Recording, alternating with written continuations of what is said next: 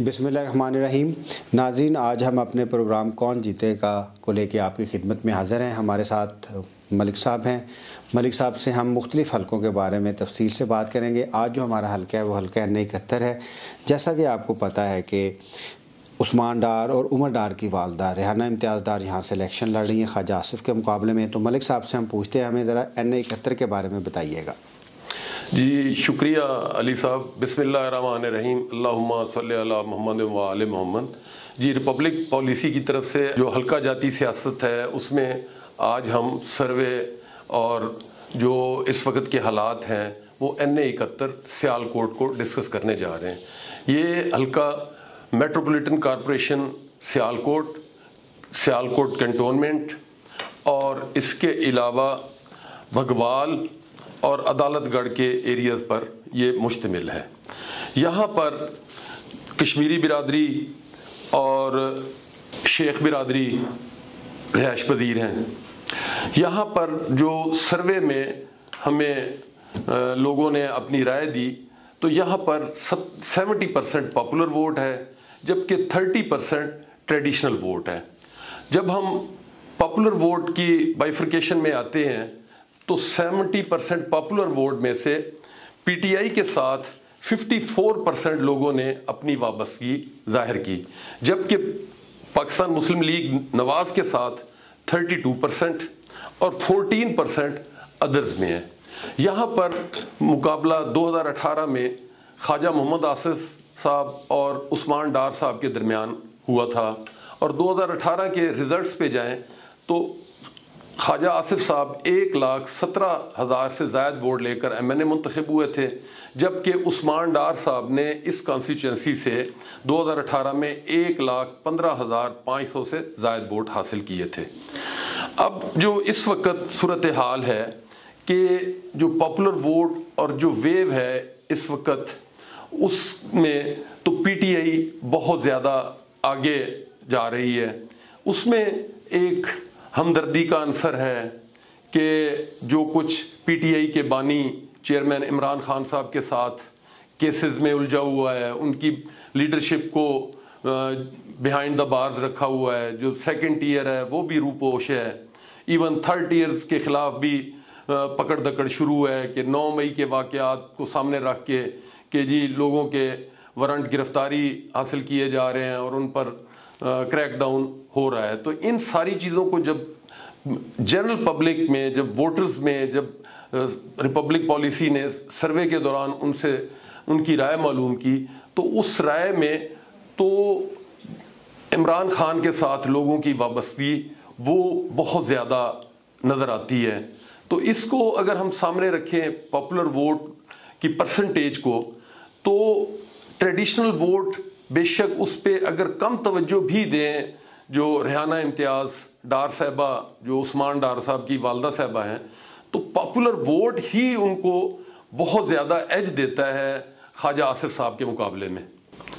जी मलिक साहब, क्योंकि शहरी हल्का है, मैं एक दफ़ा दोबारा अपने नाजरीन के लिए कहूँगा, क्योंकि पॉपुलर वोट और ट्रेडिशनल वोट का एक दफ़ा फिर आप इसको रिकैप कर दें कि पॉपुलर वोट में दोनों के दरमियान फ़र्क काफ़ी है, PTI और नून लीग के दरमियान। क्या ट्रेडिशनल वोट से ख्वाजा आसिफ और PMLN इस फ़र्क को रिकवर कर पाएगी? जी आपने दुरुस्त फरमाया, लेकिन जो इस वक्त के स्टैटिक्स सामने हैं, जो इस वक्त की सूरत हाल हमारे सामने है, तो ख्वाजा आसिफ साहब जो PMLN का पॉपुलर वोट है वो PTI से बहुत कम है। परसेंटेज में आप देख लें कि ऑलमोस्ट यानी कह लें कि 22% PTI प्लस में है। तो ख्वाजा आसिफ साहब अपने PMLN के पॉपुलर वोट और ट्रेडिशनल वोट को उस पर जितना जोर भी लगाएं तो फिर भी PTI के पॉपुलर वोट और जो जाहिर है जो रेहाना इम्तियाज़ साहबा हैं इस वक्त उनके साथ हमदर्दी का अंसर बहुत ज़्यादा है कि उनके कागजात जिस तरीके से जमा हुए हैं वो भी सोशल मीडिया पे जाके आप देख सकते हैं कि उनके जिस तरह घर रेड्स हुए हैं और उन्होंने एक इस वक्त एक सिंबल के तौर पे रेजिस्टेंस जाहिर की है। तो लोगों को हमदर्दी है उनके साथ, तो उनका जो पॉपुलर वोट है और उसके साथ ट्रेडिशनल वोट में वो बेशक कोई इतनी ज़्यादा परसेंटेज ना भी करें तो पॉपुलर वोट ही इतना ज़्यादा है कि उनको इलेक्शन में जाकर यानी डिफीट करना, उनको शिकस्त देना खासा मुश्किल नज़र आ रहा है। अच्छा मलिक साहब, इसके बारे में भी बताइएगा। रिपब्लिक पॉलिसी ने एक रिसर्च आर्टिकल लिखा है कि इमरान खान पॉपुलर क्यों हैं। नाज़रीन, आप वो republicpolicy.com पे जाके देख सकते हैं। उसमें 3 वजूहात हैं जिसकी वजह से इमरान खान की पॉपुलैरिटी है। जो सबसे बड़ा फैक्टर है वो सिंपथी है, हमदर्दी है। दूसरा, इमरान खान मुज़ामत का इस्तारा बन के सामने आए हैं। और तीसरा, गवर्नेंस में भी लोग अब कंपैरिजन करते हैं इमरान खान की 3.5 साल की गवर्नेंस को PDM की गवर्नेंस से। तो जो अब हमदर्दी का एक फैक्टर है, जो हमदर्दी इमरान खान के साथ भी है और जो हमदर्दी जो उस्मान डार की फैमिली के साथ भी है, वो कितना अहम रोल अदा करेगी इस इलेक्शन में? जी बिल्कुल, आपने दुरुस्त फरमाया कि मैं पहले भी ये बता चुका हूँ कि जो हमदर्दी का वोट है, जिन हालात से इस वक्त PTI गुजर रही है, तो वो बिल्कुल मैटर करेगा। लोग बिल्कुल सपोर्ट कर रहे हैं और पॉपुलर वोट की परसेंटेज भी बढ़ी है। मैं अपने नाज़रीन को बता दूं कि ज़िला सियालकोट का जो हमने पूरे डिस्ट्रिक्ट का सर्वे किया है वो YouTube पे हमारे चैनल पे मौजूद है, आप उससे इस्तिफ़ादा हासिल कर सकते हैं। और जो हमारी सर्वे की जो मेथडोलॉजी है वो भी हमारी वेबसाइट पर मौजूद है, आप जाके वहाँ से उसको डिटेल में चेक कर सकते हैं।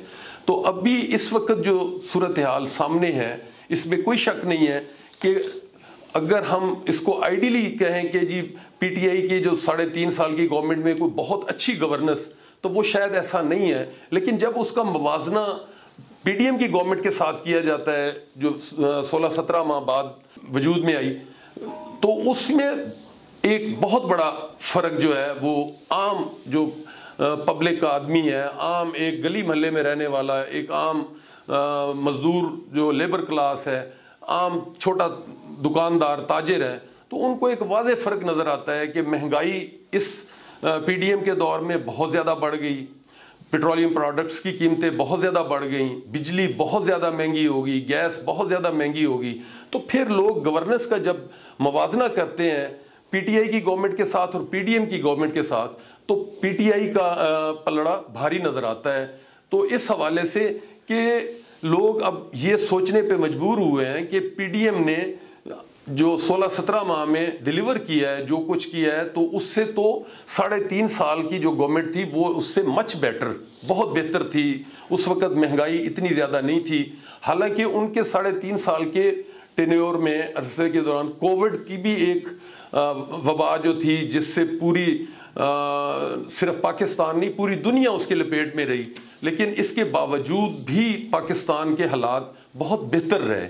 तो इन हालात में वाकईतन हमदर्दी और जो रेजिस्टेंस का कह लें कि जो मज़ाहमत इमरान खान खुद भी और फिर उनकी जो फर्स्ट ईयर है, सेकंड ईयर के जो उनके लीडरान हैं, तो वो भी मज़ाहमत यानी एक सिंबल के तौर पे वो सामने आए हैं। जी मलिक साहब, क्योंकि इट्स अ कॉन्स्टिट्यूंसी पॉलिटिक्स, हल्का जाती सियासत है और हर हल्का दूसरे से मुख्तलिफ है, फिर ये शहरी हल्का है और इस लिहाज से ये कस्बाती और गांव के हल्के से मुख्तलिफ है।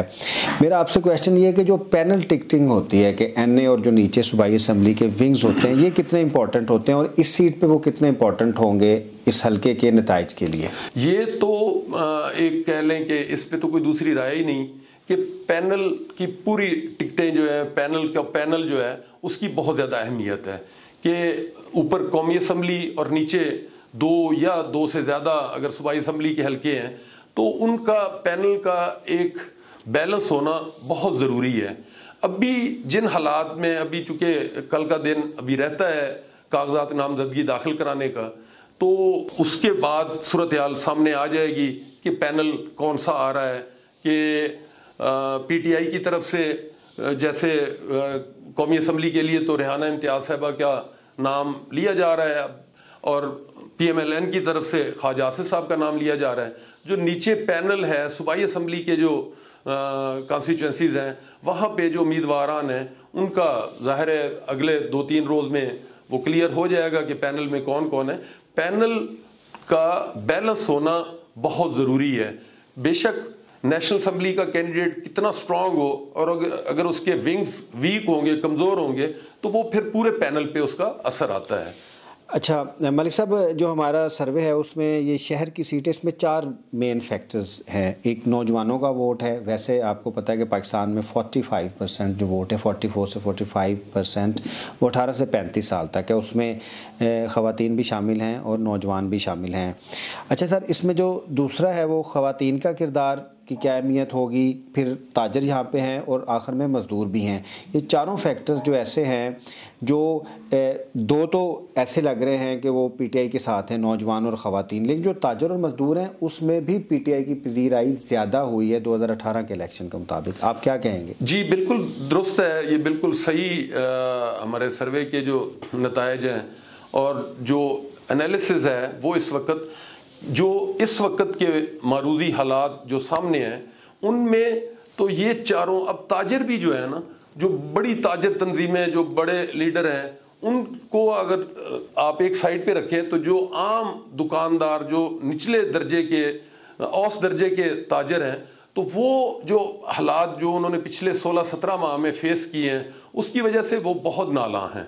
और मजदूर का तो बिल्कुल जीना मुश्किल हो गया है कि जो दिहाड़ीदार मजदूर है, जो रिक्शा चिंची चलाने वाला है, जो घर से सुबह आते ही इसलिए कि दिहाड़ी करके तो वो शाम को अपने घर का सौदा सलफ लेके जाएंगे, तो उनके तो हालात इन 16-17 माह में बहुत ही अबतर हुए हैं। तो उस वजह से उनका जो कह लें कि वाबस्तगी है वो अब पीटीआई के साथ है कि इन 16-17 माह में हमारे साथ जो सलूक हुआ है उससे पीटीआई की गवर्नमेंट के वक्त तो बहुत बेहतर हालात थे।